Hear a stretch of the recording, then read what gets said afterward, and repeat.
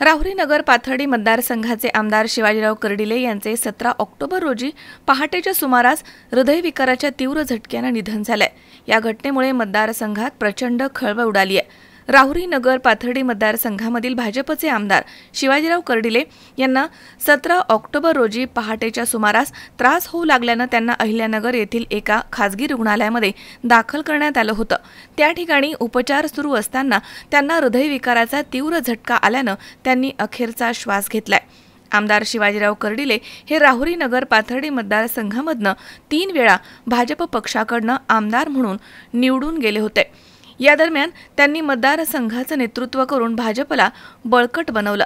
गेल्या काही महिन्यांपासून ते आजारी असल्याने त्यांच्यावर उपचार सुरू होते, तरी देखील त्यांनी जनता दरबाराच्या माध्यमातून जनतेच्या गाठीभेटी सुरू ठेवल्या होत्या।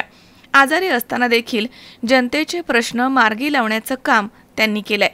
17 ऑक्टोबर रोजी सकाळी 11 वाजता आमदार शिवाजीराव कर्डिले यांच्या हस्ते बांधकाम कामगारांना भांडे वाटपाचा कार्यक्रम आयोजित करण्यात आला होता। मात्र नियतीला काही वेगळंच हवं होतं आणि आज पहाटेच्या सुमारास त्यांनी अखेरचा श्वास घेऊन सर्वांचा निरोप घेतलाय।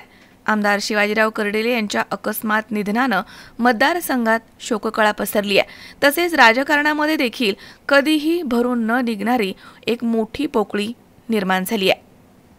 मनोज साळवेसह सतीश फुलसौंदर, सी 24 तास, राहुरी।